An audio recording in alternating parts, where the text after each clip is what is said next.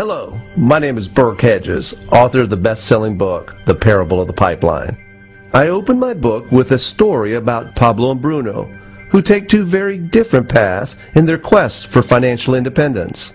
What you're about to see is the delightful animated story of their adventure. So, sit back, relax, and enjoy the life-changing lessons in The Parable of the Pipeline.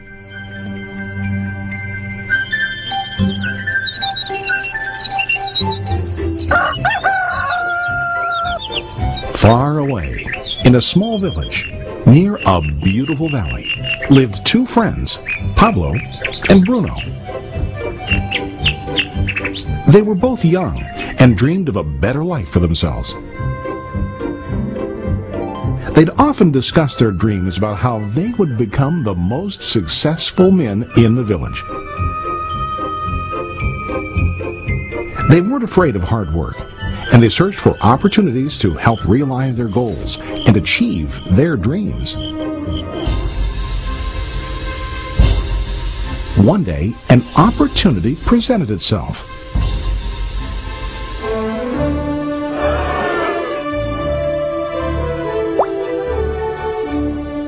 The mayor of the village decided to hire two people to bring water from a spring up on the mountain, across the valley, back down to the village.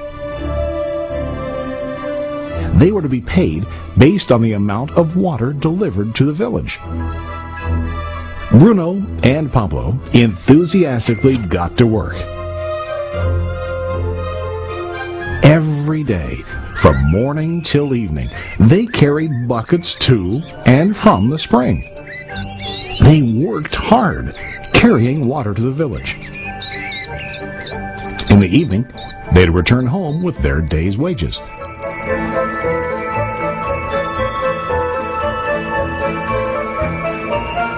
Bruno was satisfied with his work and the money he earned. He was sure that with this work he could achieve his dreams.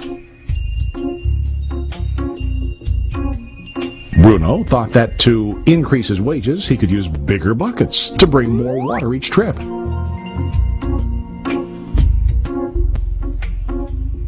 He believed with a larger income he would soon be able to buy a cow and the house that he dreamed about.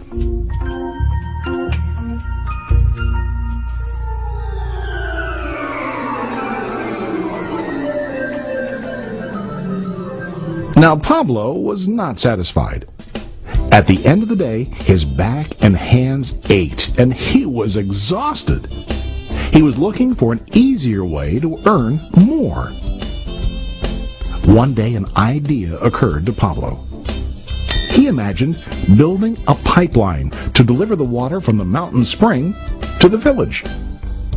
With this pipeline, he could get more water to the village without carrying buckets back and forth from the spring to the village. Soon, he got very excited about his idea and began to plan. Pablo, of course, shared his idea with his friend Bruno and asked him to join with him to work on and help build the pipeline. Bruno thought the idea was crazy. All Bruno could think about was what his money could buy today and how to get it quicker. He felt that building a pipeline would slow him down and delay him in achieving his goals. Instead, Bruno got bigger buckets and went more often back and forth, fetching water. He was sure that with this method, he could make more money. Pablo decided to build the pipeline on his own. He understood that it would not be easy to build, and it would take time to complete the pipeline. Pablo knew that it could take several years to finish, but he set his mind on his goal. Every day he worked and carried water like before. But on weekends and during his spare time, he worked hard to dig in the rocky soil and build his pipeline. In the first month, there was little to show for his work.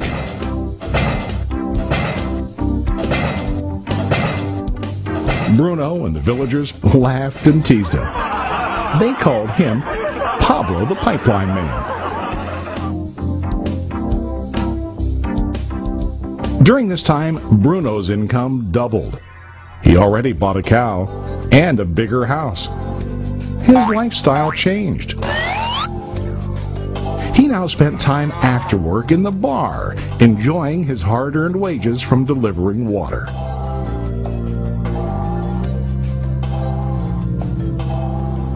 What Bruno didn't realize was that his body was starting to stoop from carrying the heavy buckets every day.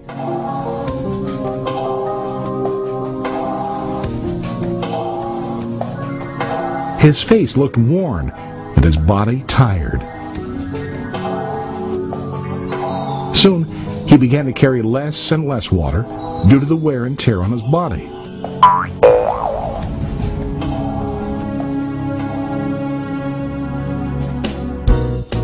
Month after month, Pablo worked. Soon a year passed, and then a second year. Finally, Pablo finished his pipeline. He now used his pipeline to deliver water to the village instead of carrying buckets.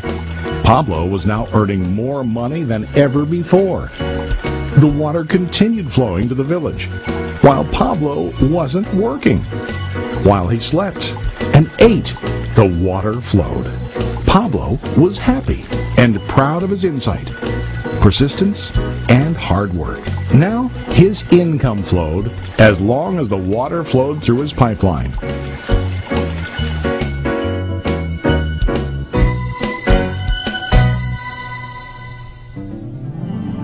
The story of Bruno and Pablo is a reflection of life. Their jobs symbolize what most people do to earn money. Bruno gets his money using buckets. He goes back and forth, carrying his buckets from the spring to the village in exchange for money. To increase his income, he either has to go more frequently to the spring or to use larger buckets.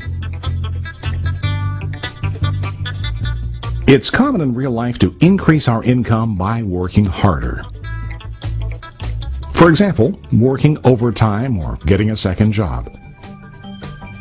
We also increase the size of our buckets by accepting a higher paying position, which often includes spending more time on the job. Most of us exchange time for money like Bruno.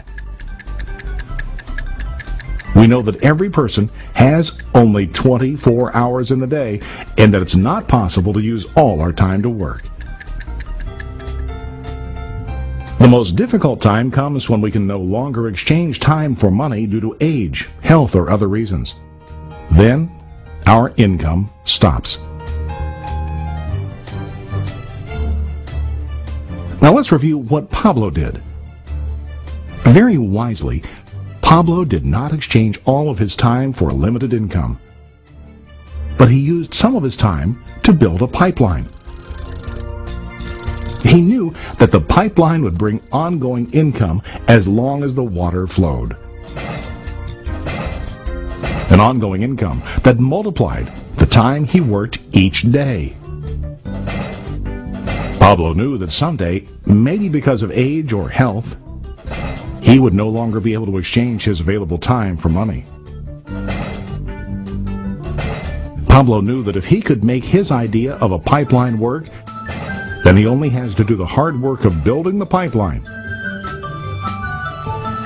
After the pipeline was completed, Pablo was able to monitor and maintain the flow of water to ensure that his income will continue. Pablo has shown us that to earn an income, we don't always have to directly exchange time for money. There really are better ways. How about you?